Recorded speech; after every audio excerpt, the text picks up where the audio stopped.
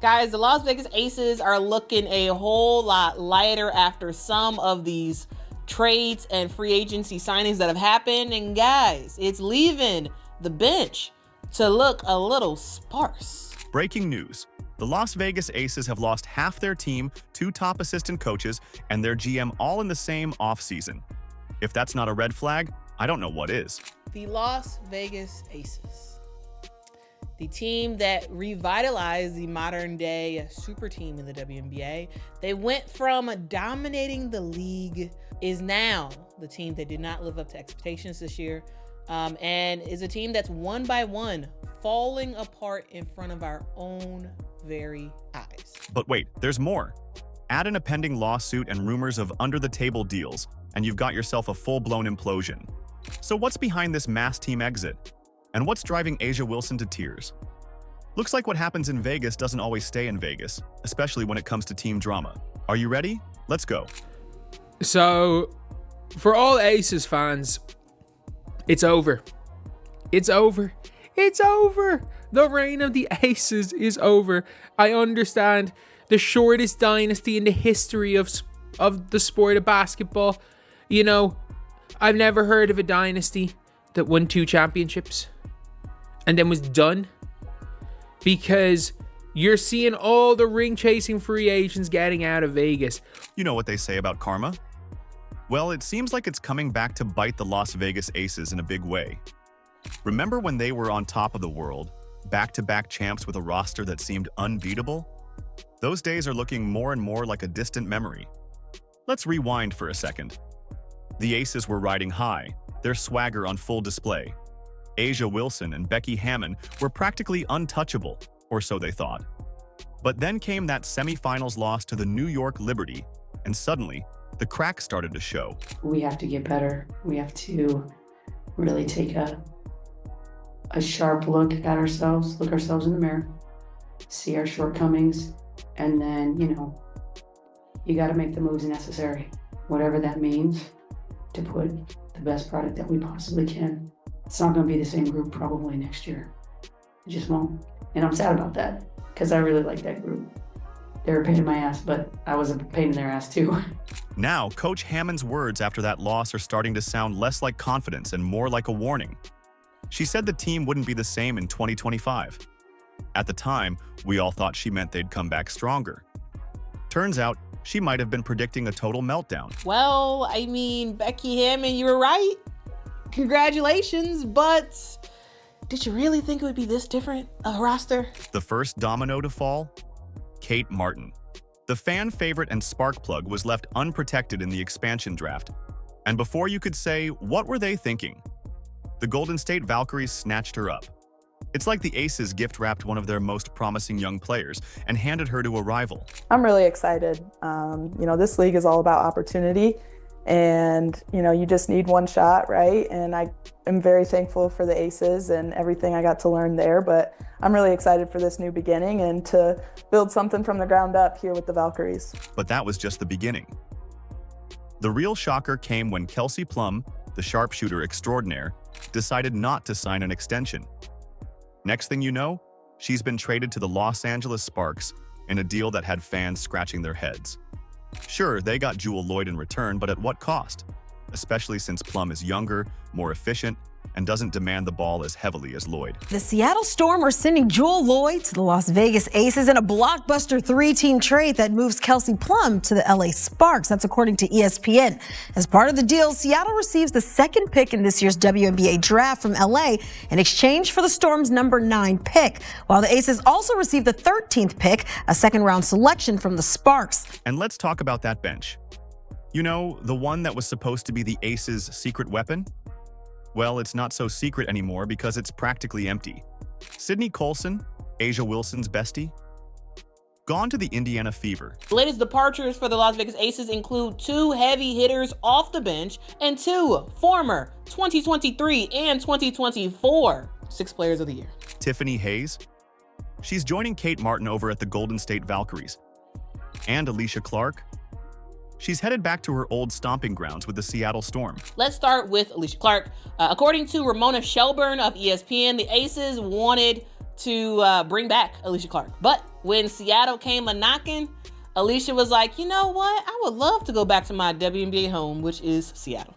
Now, guys, if y'all don't know, Alicia Clark won 2 titles with the Seattle Storm in 2018 and 2020. And now at 37 years old, she is looking to bring her 3-and-D game back to Seattle. It's like watching a game of musical chairs, except when the music stopped, the Aces were left without a seat.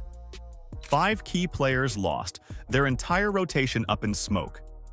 You've got to wonder what's going on behind the scenes to cause this mass exodus. Then, of course, there is Tiffany Hayes, who, guys, Tiffany Hayes was not even supposed to be in the WNBA last season. She had actually retired in the offseason of 2024. Tiffany Hayes, fresh off winning the 6th Player of the Year award, is jumping ship to join the Valkyries. This isn't just any player leaving. We're talking about someone who averaged 9.5 points, 2.8 rebounds, and 2.1 assists per game last season, and is showing she's still got it whenever she's playing at Unrivaled. Hayes was a crucial signing for the Aces when she came out of retirement, and now she's walking away. It's like watching your key player take their ball and go home, except in this case, they're taking their ball to a whole new team. Tiffany Hayes, she hopped on with the Las Vegas Aces mid-season for the 2024 season and made a crazy awesome comeback. Guys, she was averaging nearly 10 points a game off the bench. She gave the Aces that extra little gut punch that they needed off the bench to give them some more intensity, give them some offensive versatility of sorts. She's one of those players that Tiff Hayes can get to the basket. Tiff Hayes, if she has the basketball in her hands, she can kind of do whatever she wants with it. And you're not really gonna be able to stop her like that. And let's not forget about that semifinals loss to the Liberty. It wasn't just a loss, it was a wake-up call. Kelsey Plum, Jackie Young, and Chelsea Gray, the Aces' offensive powerhouses, combined for a measly 28 points. That's not just a bad day. That's a red flag waving in your face, screaming that something's seriously wrong with your scoring strategy. You want numbers? Let's talk numbers. The Aces have lost approximately 40% of their scoring output from last season. That's not a dip, that's a nosedive. It's like watching a high-flying circus act suddenly realize they forgot to put up the safety net. So, what's driving this mass exodus? Is it the rumored locker room tensions? The whispers about Wilson's ego getting too big for the Sin City? Or is it something deeper? A rot at the core of what was once the WNBA's model franchise? I'm gonna go out there and I'm gonna try to be the best. I get y'all saying best player in the world. That's great. It looks great. But I want to be the best person. I want to be the best teammate, because that's how I get the best out of my team. One thing's for sure. This isn't just a bump in the road for the Aces. This is a full-on crisis. They're not just losing players, they're losing their identity. The dynasty that seemed unshakable just months ago is now looking about as stable as a house of cards in a Vegas windstorm. And how is A'ja Wilson taking all of this? Based on her social media, she's in tears. You've got to wonder, is this karma coming back to bite them? All that swagger, all that arrogance, all those moments of rubbing their success in everyone's faces? Maybe the basketball gods decided it was time for a little humility lesson. Just when you thought the Las Vegas Aces couldn't sink any lower, the real drama was unfolding behind closed doors all along. Remember when their front office was the envy of the league? Well, now it's more like a ghost town. What's causing this mass exodus from the top down? But also, there is a huge thing that you all have to keep in mind is that the Las Vegas Aces do not have a GM right now. They let go of their GM a couple months ago, and they have not put anyone in that place. And so, hey, Nikki Fargas and Becky Hammon are trying to make some wonders without an actual GM. Let's start with General Manager Natalie Williams getting the boot. The official reason? A vague front office restructuring. The harsh reality, months have passed and the Aces are still without a GM. It's like they're playing basketball without a point guard. Who's calling the shots? Your guess is as good as mine. But wait, it gets even juicier. Whispers are circulating that Becky Hammon might be eyeing a power play. Word on the street is she could be gunning for a dual role as both head coach and general manager, like her old boss Greg Popovich. Talk about wearing too many hats. Is this a smart move or a recipe for disaster? The WNBA's newest franchise, the Golden State Valkyries, have named Natalie Nakase as their first ever head coach. And if you thought the coaching staff was safe, think again. Hammond's top assistants have packed their bags and hit the road. Natalie Nakase, once a key part of the Aces coaching lineup, is now making history as the first Asian American head coach in WNBA history with the Golden State Valkyries. Good for her, but tough luck for Vegas. Chicago, as we just said, has Tyler Marsh as their head coach. Not to be outdone, Tyler Marsh decided to jump ship too. He's taking his talents to the Chicago Sky. Now, if you've been following the WNBA, you know the Sky isn't exactly smooth sailing either. So, is Marsh escaping one sinking ship only to board another? Only time will tell. He was also an assistant for the Las Vegas Aces, so that's caused a lot of back and forth because they've had two now assistant coaches leave. Natalie Nakase is now the head coach of the Valkyries. With no GM and a coaching staff that's been gutted faster than a fish at a sushi restaurant, the Aces are looking less like the powerhouse they once were, and more like a team that's lost its way. You've got to wonder, what's really going on behind those glitzy Vegas curtains? You know how they say what happens in Vegas stays in Vegas? Well, not this time. The Aces' dirty laundry is being aired for all to see, and it's not pretty. From discrimination lawsuits to coach suspensions, this team's got more drama than a soap opera marathon. What is going on in their locker room? Like, this Aces team is falling apart. This is not a coach that I would want to play for. Let's talk about the elephant in the room, the Derica Hamby lawsuit. This isn't just some minor squabble. We're talking serious allegations of discrimination and unfair treatment. Hamby claims she was treated poorly after her pregnancy, and that the Aces management failed to support her during this time. Now, I don't know about you, but that doesn't sound like the behavior of a championship-caliber organization. The league didn't take these allegations lightly. They slapped the Aces with a record fine of $500,000 and stripped them of their 2025 first-round draft pick. That's not just a slap on the wrist. That's a full-on knockout punch to the team's future, especially when you already have a depleted bench. On top of that, the league is investigating the Aces for potential salary cap circumvention. Back in May, the Las Vegas Convention Authority gave each of the players an additional $100,000 to basically be active in the community. And just when you think it can't get any worse, there are whispers about under-the-table player benefits.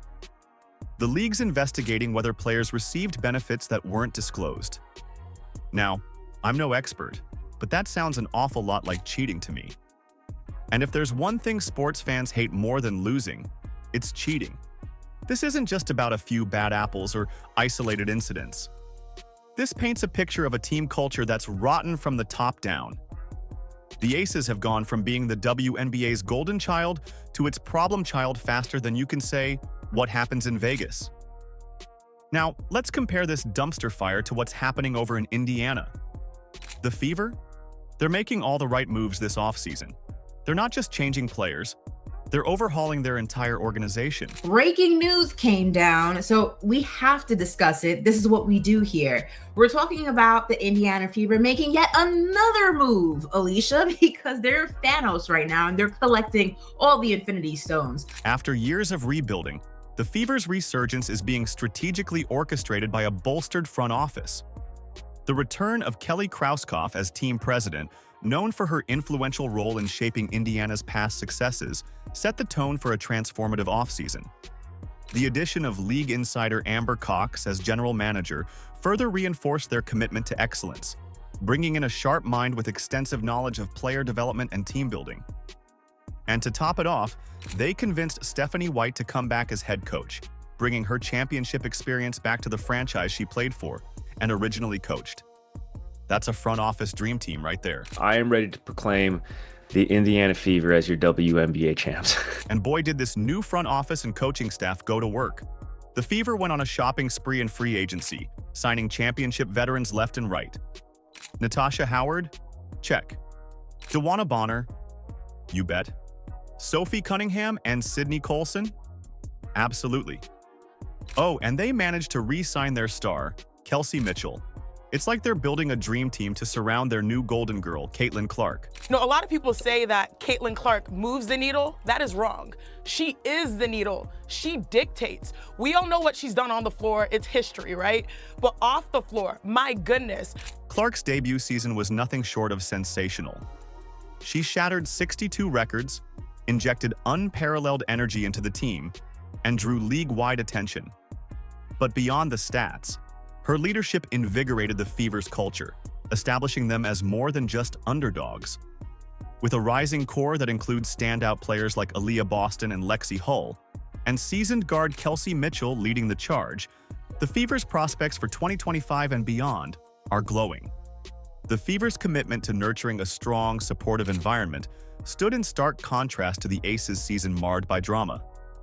Indiana's approach centered on long-term growth and fostering team chemistry, attracting potential free agents who sought stability and a clear vision. Word within the WNBA was that Indiana's revitalized front office and Clark's magnetic draw were making the Fever a desirable destination for top talent. Are you in a position where you can add some pieces? Yes, we are. We're definitely in a position, and I would think that if you are a smart basketball player and you watch the way she plays, you would want to play with her. While the Aces are busy putting out fires and watching players run for the exits, the Fever are methodically building what could be the next WNBA dynasty. They're not just making moves, they're making smart moves. They're creating a culture where players want to be, where they feel supported and valued. You've got to wonder, is this the real reason behind the mass exodus in Las Vegas?